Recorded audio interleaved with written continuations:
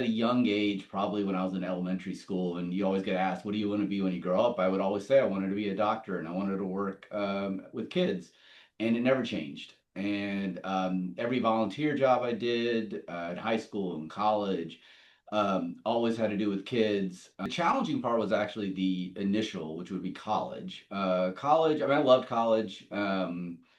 But like the classes taking doing like organic chemistry and physics and And now if we take a look for the modern day stuff, right? There's so many new technologies being used in healthcare. Are there any tools or tech that you have used in pediatrics to make your work easier? yes, late now we've started using it's a service called dax that is an AI service that I have my phone in the room. It records the conversation I'm having with the parent. Then it transcribes it straight into the computer into my notes. And for teens who are thinking of becoming doctors or even maybe pediatrician like you one day, is there any specific advice that you would like to give them? Yes, I would say, first of all, you want to have a passion for it. In medicine, I mean, obviously in anything in general, but especially with medicine, it's a long road. Hey guys, welcome to my new series called FutureMED, where I talk to doctors and healthcare professionals about their journeys, challenges, and advice for teens who are thinking about going into medicine.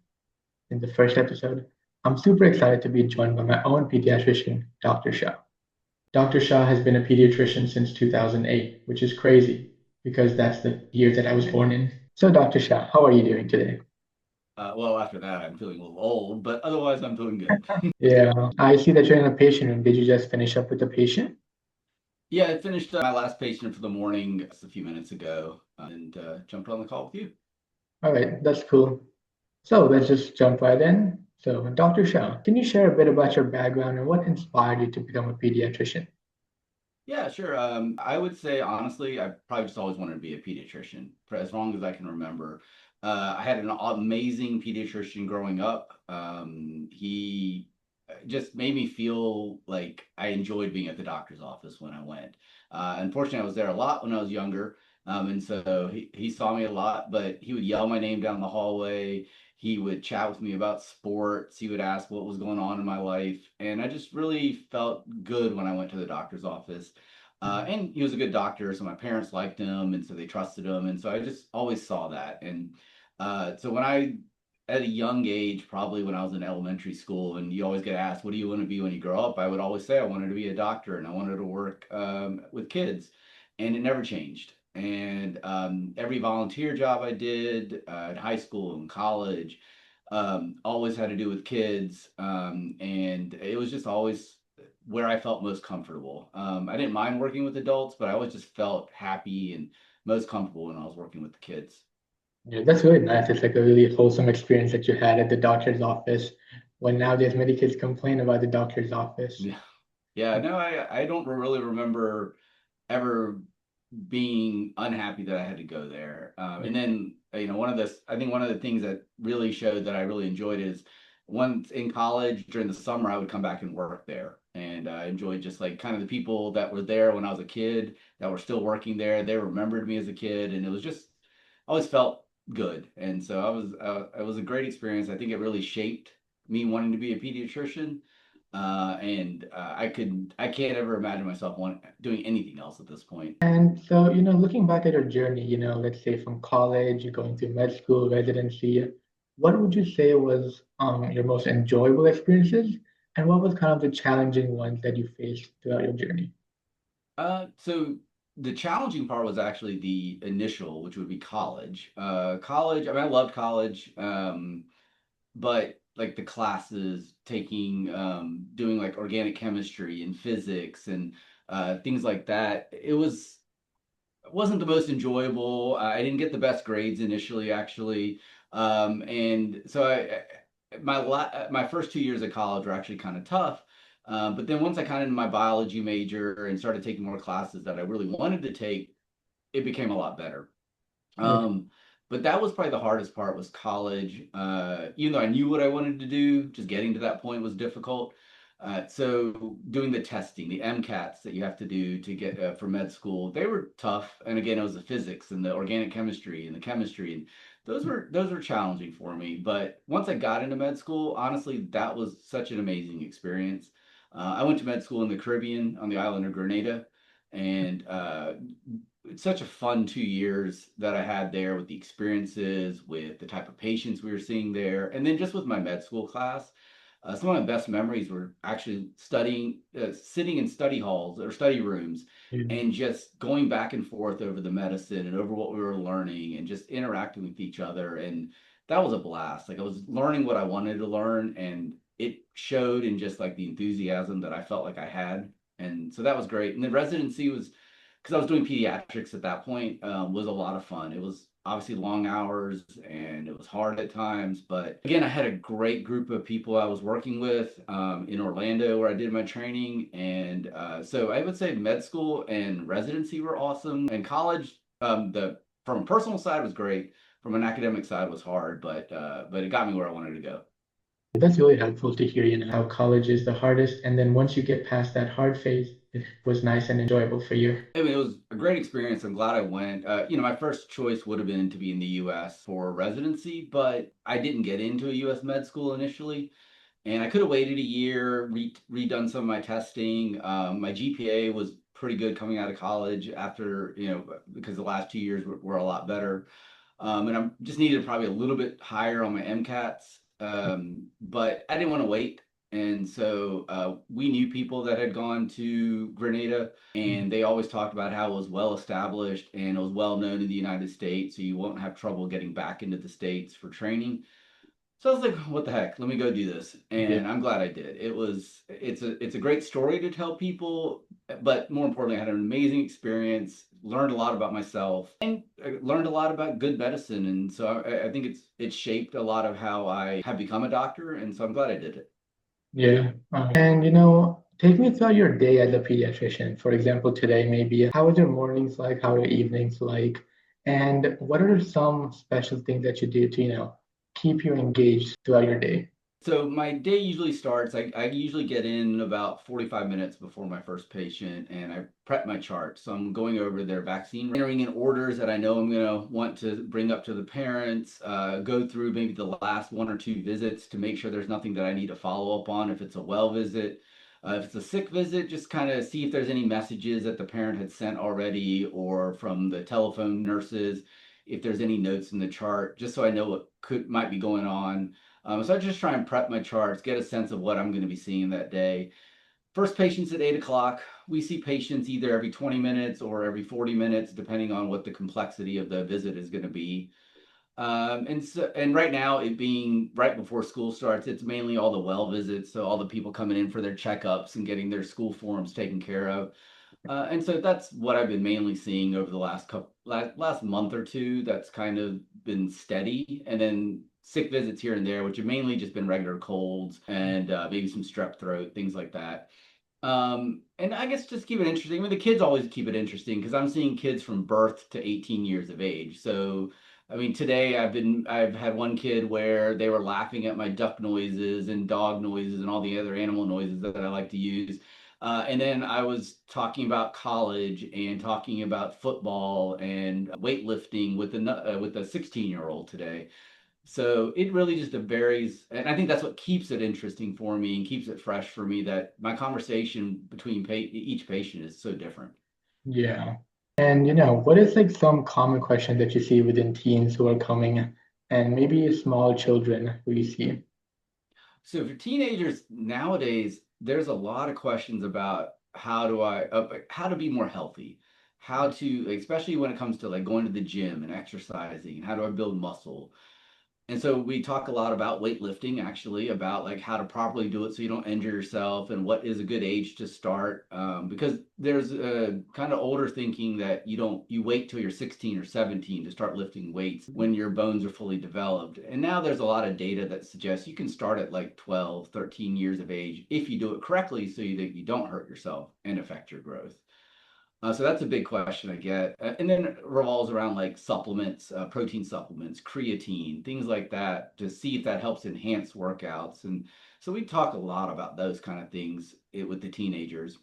Um, And then, of course, with teenagers, there's a lot of kind of on the mental health side, anxiety, depression, just your day-to-day concerns and worries where, you know, some teenagers like to just open up and be able to kind of talk about their problems because we try and talk to them alone. We have the parents leave the room and just talk to them by themselves, so they're free to say what they want to say because it's more or less confidential unless there's different certain circumstances. But it's confidential for them to just talk with their doctor and be able to ask anything, talk about anything. So I think it's a good chance for a teenager to show interest in themselves and get those questions answered versus what their parents want them to know. And how about kids? Do you prefer teenagers or do you prefer small kids, like babies who come in and I like all ages. I will say I really enjoy 4 to 9 months of age. They're very interactive. They're very smiley usually. They can't run away from you. I would say most challenging age is probably your like 15 months to 3 years of age because they're starting to remember they're at the doctor's office. They have a heightened sense of stranger anxiety, so they tend to cry more here in the office. They can't really communicate their stress to you very well, so you have to figure out ways to kind of to interact with them. But then when they're like 4 or 5 and up, and you can start to have real conversations with them and ask them about themselves and have them answer questions for you instead of their parents answering it, it becomes a lot of fun again because you get to learn about them. You get to learn about their personalities. And the teenagers I enjoy because there's so many topics you can discuss with them, and the ones that show a lot of interest in their own health, it's great because they ask really good questions and they're really interested in honestly knowing what I have to say versus having a preconceived notion of what they think is right. They really want to know what I have to say on something. yeah, I remember the one time when I was shadowing you and we had these two twins as babies. Oh, there was one who just the moment they entered the office, he started crying out loud. Yep. Yeah. Yeah, So no. And so you saw that with the twins, different personalities in the same room and everything. So it's just you learn to kind of be flexible in how you handle everyone, and then you just try and make it as an enjoyable experience as you can. yeah. And so apart from the well visits and sick visits, are there any interesting cases that you've received and that really stood out to you as a pediatrician? There's, I mean, there's a lot of them over time. If I go back to my residency and going into my training and everything, at that time, I still remember to this day, and we're talking now 2000. Let's see, this was during my residency. So yeah, this was like 2006 or something like that. I still can remember helping out with this one kid that came into our sick clinic, and he just had these little like had a fever and like a few little small dots on his legs. Nothing major, seemed okay. And I remember me and the other doctor were just like, okay, looks like a virus. We told the parent if the rash is spreading, if the fevers get worse, bring him back in. And then like it was literally like 6 hours later, the kid showed up in the emergency room and he had it, and the rash was all over the body, high fevers. The kid was miserable, and we realized the kid had a meningococcal disease, which can cause meningitis or an infection in the brain. And fever and rash is how it can start. So I took that. So I remember that still to this day because then 3 years later, probably 2009, when I used to work in an underserved area in North Carolina, I got called to the emergency room and it was like a 12-year-old girl and they were saying like, oh, she's complaining about her head hurts and she's got a little rash on her. Okay. And back then, if it was one of my patients, we had to leave the office and go to the emergency room and evaluate our patient. So I went there and and I looked at her and I saw she had a fever and I looked at the rash and I remembered this kid from my training.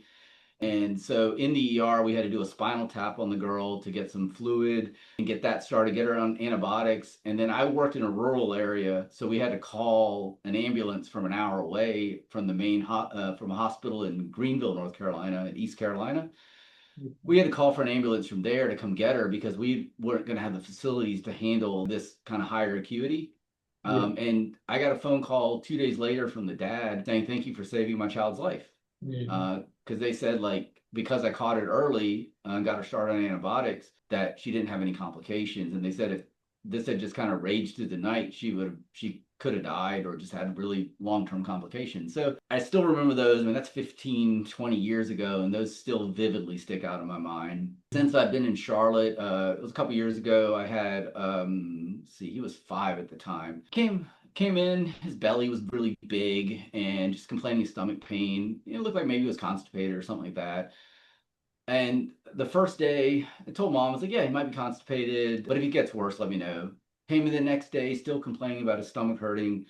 So I sent him for an x-ray and then got the x-ray result back. And you could just see that there was like this big mass in his belly.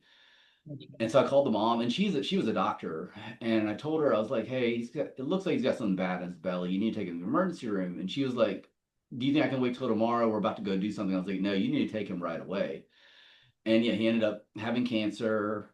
He had to have this mass removed and then go through chemo and radiation. But I just saw him for his 11-year-old well visit recently, and he's doing great, completely in remission for the last 3, 4 years. And so again, it's one of those like you just never know what's going to walk through the door. So and so like of course big things like that stick in my mind, but I mean just little things like the laughs that I've had with the kids and the discussions I've had with the teenagers and like I truly feel like every day I don't know what I'm going to see, and I love that fact, and I love what I do get from these patients, and it's just a lot of fun.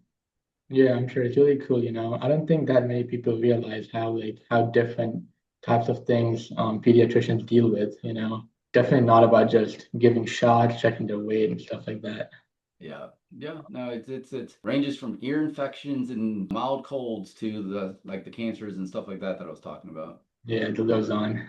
You know? What's the most challenging part of your job that people, especially teens, might not realize? I think it's when someone doesn't really want to hear what you have to say. My job is not to tell somebody what to do, but it's to try and guide them into making decisions that are best for themselves. Things like simple as a diet that might help them just be a little more healthy, lose some weight, or maintain good weight, allow them to build more muscle when we're talking about a teenager, or just Mhm. have more energy and sleeping patterns and different things like that. Where I'm not going to tell you what to do, but I am suggesting this will probably be best for you.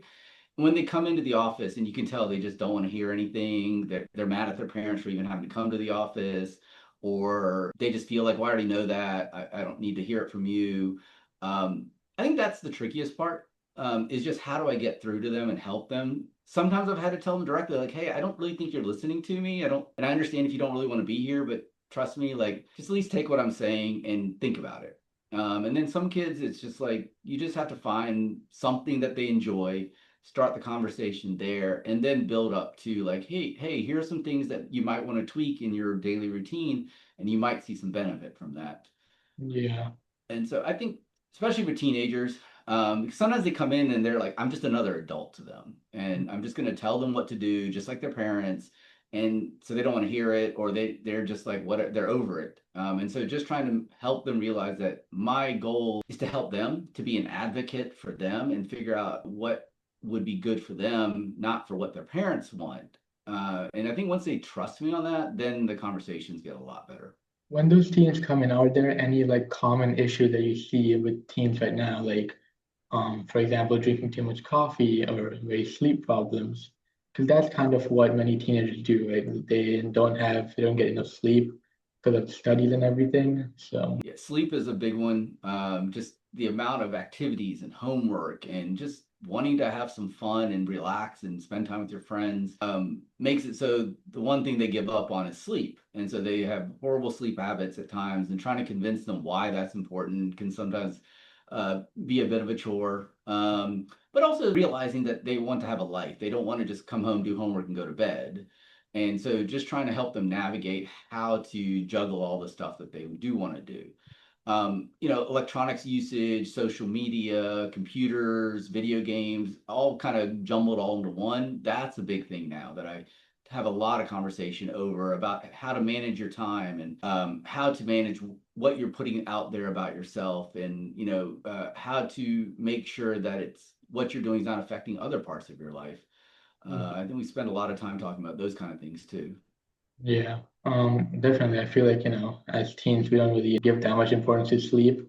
You know, there was sometimes in school where we challenge each other, like, you know, I didn't even sleep last night at all. That, so, Yeah, and there are so many studies that show actually it's teenagers that need the most sleep because you still have a growing brain, your body is growing, and so sleep is what helps with brain growth, it helps with general growth, it helps with your energy levels, your mood, and teens are much more susceptible to when they don't get enough sleep to having these things be affected. And a lot of teenagers are like, oh, I can function fine on 4 hours, 5 hours, 3 hours of sleep. And so it's hard to see that long-term effect. Right. And so I think that is one thing that's hard. I think the concept for the teenager to really understand about trying to get more sleep and then being able to actually get the more sleep, because most of the time as a teenager, you're getting up at what, 7 in the morning to get to Yeah. school, or 6:30. If you're doing a sport, like if you're doing cross country or something, sometimes you're waking up at 5 to go to practice.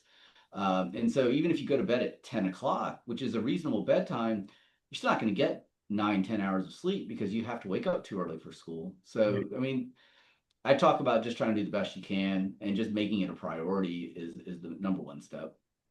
Okay. Yeah. And now if we take a look for the modern day stuff, right? There's so many new technologies being used in healthcare. Are there any tools or tech that you have used in pediatrics to make your work easier? Yes, I when I first started medicine, we still did paper charts. We were writing everything down, and it all depended on how good of the handwriting was the doctor's, to how much you could really follow everything. And like, the nurse would have to check the chart on a timely manner to see if there was an order placed and all this kind of thing. So I was there at the beginning of electronic medical records, and when it became like the main thing to do, the way to track, to keep your notes and everything and share information. So I mean, I would say just over a time frame, just the electronic medical records was the biggest boon to medicine of late, from a technology standpoint, because there's just much more seamless integration of note taking and of being able to share information. Of late now, we've started using, it's a service called DAX, that is an AI service that I have my phone in the room. It records the conversation I'm having with the parent. Then it transcribes it straight into the computer, into my notes, so I don't have to type as much, and so it allows me to just focus on the patient. I'm not typing while I'm in the room. So my focus is on the patient only. When I'm out of the room, my notes are almost already done. I just have to make a few changes and then I'm already done with my notes. So I'm leaving work a little earlier because I don't have to spend as much time finishing notes. I don't have to take my notes home to finish. So it's more time with my family. So that's been just a huge boost. Is just the advent of AI usage within note taking, at least. Right. Yeah, I'm sure that must be really helpful. Mhm. And for teens who are thinking of becoming doctors or even maybe pediatrician like you one day, is there any specific advice that you would like to give them? Yes, I would say, first of all, you want to have a passion for it. In medicine, I mean, obviously in anything in general, but especially with medicine, it's a long road. It's hard work. You get paid well, but sometimes the amount of work you have to put in may not be worth the amount of money you're making, because there's a lot of other jobs where you can make more and do less work. So you got to have the love for it. You got to have the passion for it. And plus, you're always dealing, depending on what part of medicine you're going to. And if you're a pediatrician, you're dealing with screaming kids, upset parents, stressed out teenagers.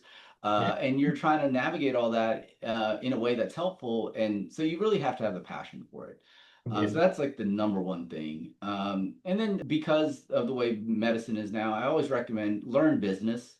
Uh, you know, no matter how much you have the passion for it, this is still going to be a job. And so you want to understand your job and everything that goes with it. And medicine nowadays is not just about seeing patients. It is about the business side, the money side of it. And so I do recommend you should know that, because a lot of hospital systems, that if you work for them, they're not going to teach you those things. You're going to have to learn, are they doing everything correctly for me? And so the more you know, the better it is. And then my last thing I would say, especially with pediatrics, is volunteer, volunteer, volunteer.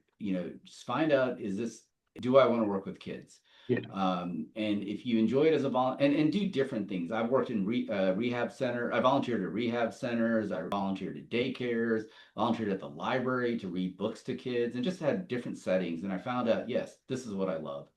So the more real world experience you can get before you have to make that decision of what you want to do, the better it'll be. Yeah.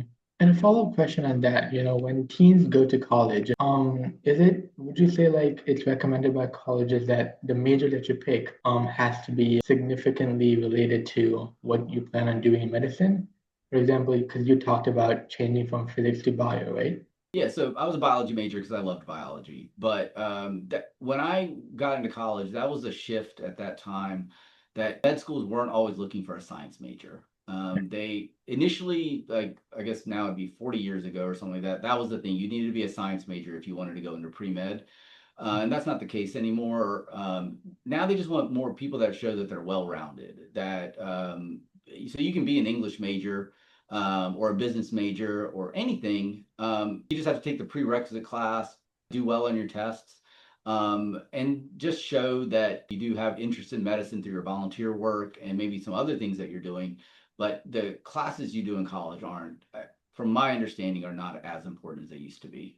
Yeah. All right, well, that's all the questions I had, Dr. Shah. Thank you so much for taking the time to talk to me and share me all of that insight. Hearing about your journey and the real challenges behind becoming a doctor, even the cool tech that you use, it's really, I think it's given us a full picture of what life is as a pediatrician. And to everyone watching, be sure to subscribe to keep up with the series, and I'll see you in the next one. Thank you. Awesome. Well, thank you very much.